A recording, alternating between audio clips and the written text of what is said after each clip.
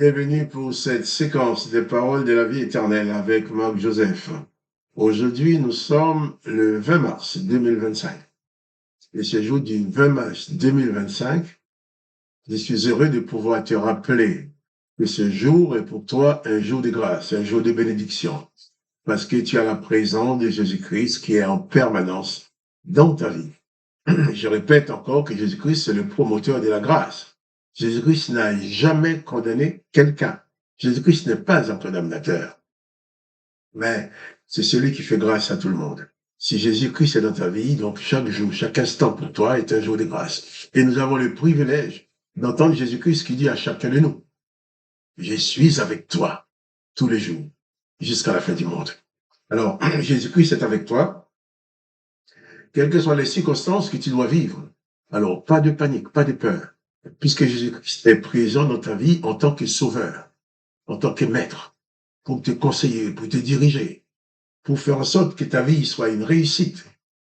Quand je parle de réussite, bien sûr, si on veut parler d'une vie réussie, une vie réussie sur cette terre, tout de suite on va penser avoir de l'argent, avoir une maison, avoir tout, avoir des biens.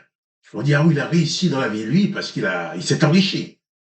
Oui, mais quand je dis une vie réussie, c'est une vie qui se déroule selon les enseignements de Jésus-Christ. Une vie qui va se déboucher, une vie terrestre qui va se déboucher sur la vie éternelle. Car Jésus-Christ dit, celui qui croit en moi, celui qui croit en lui a la vie éternelle. Et ça, à quoi bon vivre sur cette terre, à affronter des difficultés, des problèmes, à faire tout ce qu'on fait, même si on arrive à avoir de l'argent, on arrive à avoir voiture, maison, famille. Mais ensuite, de savoir qu'on a pour destinée la mort éternelle. De savoir qu'on vit toute cette vie sur la terre tout en étant écrasé par cette condamnation que l'Éternel des armées a mise sur l'humanité, à savoir, empêchons-les de vivre éternellement. Heureusement, Jésus-Christ vient, lui. Il n'est pas condamnateur. Jésus-Christ, c'est le Dieu de la grâce. Il vient pour faire grâce. Lui, il dit, eh bien, celui qui croit en moi vivra éternellement. Et il ne te demande pas d'être parfait. Il ne va pas examiner ton parcours pour savoir si tu as été parfait avant d'accéder à la vie éternelle. Il te prend comme tu es, il te fait grâce, il te pardonne, mais seulement il te demande seulement de faire alliance avec lui, de devenir son disciple, afin de pouvoir vivre selon ses enseignements. Et il te dit qu'il est parti te préparer une place dans la maison du Père. Il nous dit que Jésus-Christ est monté au ciel, il est assis à la droite du Père. Donc, Jésus dit au Père, dit qu'il va te préparer une place pour toi, afin que là où il est, que tu y sois aussi, c'est-à-dire à la droite du Père.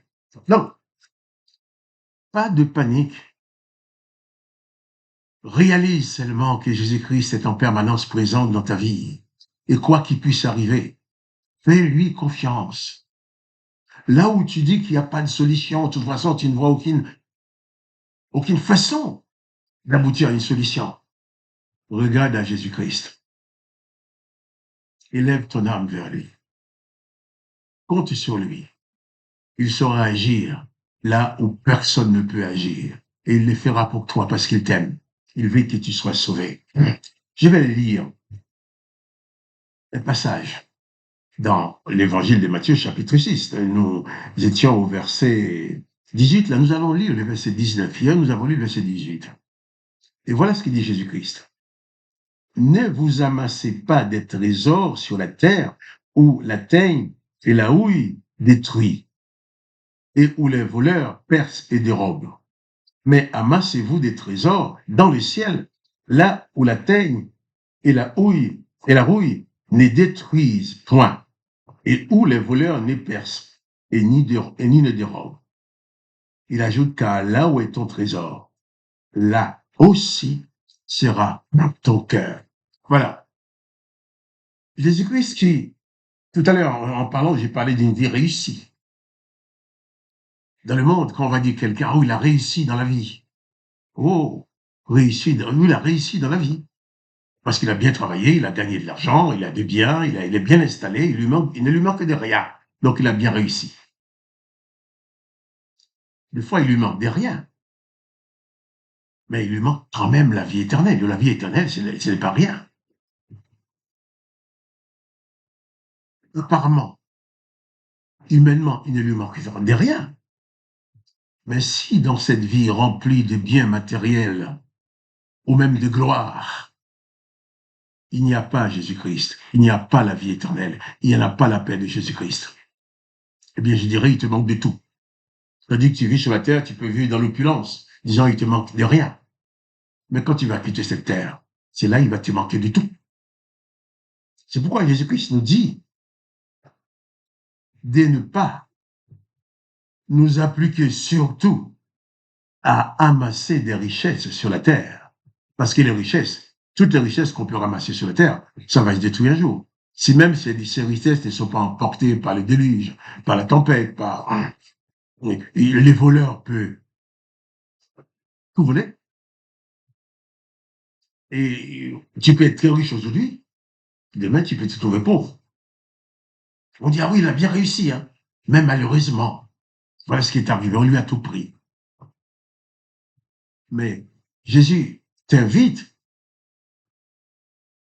à donner plus d'importance au trésor de ton cœur, au trésor spirituel de sa présence dans ta vie, à réaliser que ta plus grande richesse, ta vraie richesse, c'est Jésus-Christ, ce n'est pas de l'argent.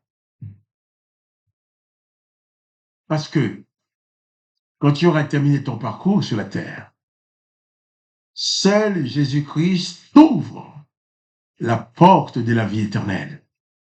Lui, il dit qu'il est parti te préparer une place. Et quand ta place sera prête, il reviendra et il te prendra avec lui afin que là où il est, tu y sois aussi. Ça, c'est de la richesse. Ça, c'est un vrai trésor. Il dit, mais amassez-vous des trésors dans le ciel, où la teigne et la houille ne détruisent point, et où les voleurs ne percent, ni ne dérobent. Maintenant, je peux te poser la question.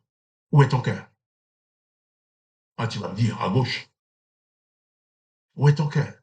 Non. Où est ton espérance? En qui ou en quoi tu places ton espérance? Qu'est-ce qui représente ton plus grand bonheur? Moi, mon plus grand bonheur, c'est d'avoir le Seigneur Jésus-Christ comme sauveur, comme maître. Sachant que, après les souffrances que j'ai connues sur cette terre, quand je partirai, eh bien, j'accéderai dans la gloire avec lui. J'accéderai en sa présence. Donc, cesse de te confier dans tes richesses. Car tes richesses, on peut te les voler.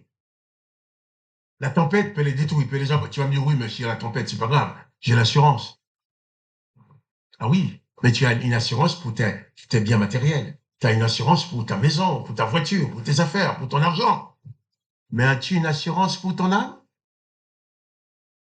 Ah, oui. Lorsque ton âme quittera ton corps, et dire même, lorsque ton âme te sera enlevée de ton corps, as-tu une assurance? La seule assurance qui existe, qui est valable après la mort, après avoir quitté ce corps, cette assurance s'appelle Jésus-Christ. Les compagnies d'assurance nous vendent bien des assurances vie. Des assurances vie qui ne peuvent pas t'empêcher de mourir.